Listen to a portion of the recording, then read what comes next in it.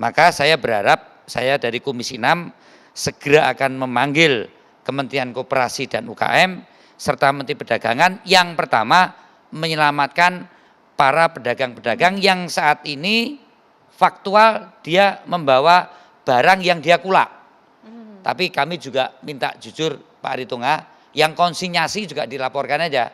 Ini cuma titipkan out, ya Pak. Kemudian kita kembali ke apa kok sampai dilarang ini pakaian bekas ini kan?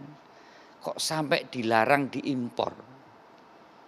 Ya intinya kita ini bukan penampung bangsa pakaian bekas. 270 juta rakyat Indonesia ini mampu untuk mengadakan ya, atau bangsa ini jangan sampai dianggap tidak mampu mencukupi kebutuhan sandangnya.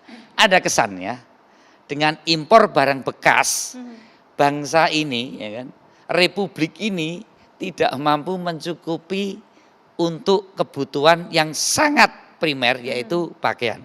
Dan 270 juta rakyat Indonesia ini semua berpakaian.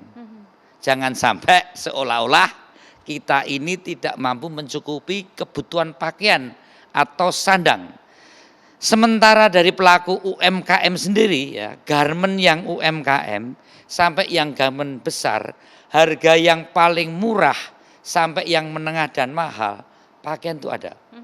Pakaian itu ada. Memang pasca pandemi ini struktur pasar berubah.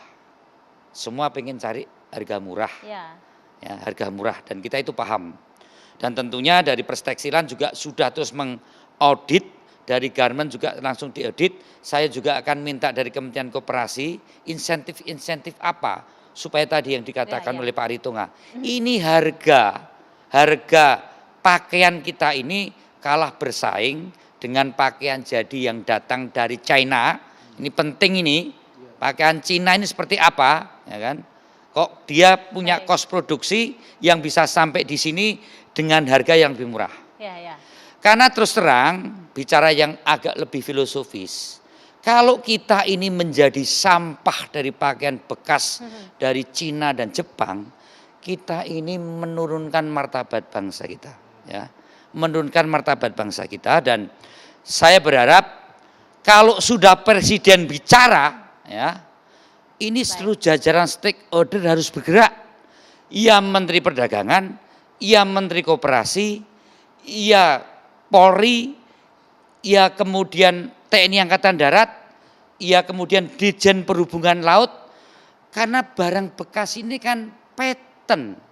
Yang masuk dari Nunukan itu siapa dari Malaysia, yang masuk dari Kepri itu siapa biang keroknya, yang masuk dari Timur biang keroknya siapa, ditampung di Bandung, kemudian distribusikan ke Indonesia. Ini kan tidak usah terlalu sulit. Ya. Jadi saya berharap dengan presiden yang bicara, maka Kapolri, Bea Cukai, Departemen Perdagangan, Departemen Koperasi dan UKM yang untuk menolong para pedagang, kemudian Ditjen Perhubungan Laut, ini tahu ini jalan tikus untuk masuk yang sudah bertahun-tahun. Jangan menyalahkan mereka, ini kan hulunya.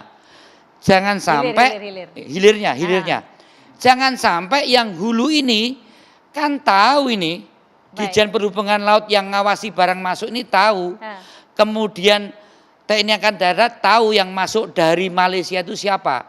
Saya berharap karena presiden yang sudah menyampaikan harus segera diadakan rapat khusus untuk cut di hulunya. Harus segera dilakukan tindakan tegas agar cut di hulunya. Nah, Kemenkop tadi sudah upayakan dibakar di depan kita seolah-olah yang diambil dari para pedagang kecil. Nah, apa yang juga diharapkan oleh Pak Ade, termasuk juga upaya yang dilakukan oleh kantor staf presiden untuk bisa terus mendorong strategi yang pas dan untuk persoalan semuanya. martabat bangsa. Jangan sampai jadi sampah barang bekas kita.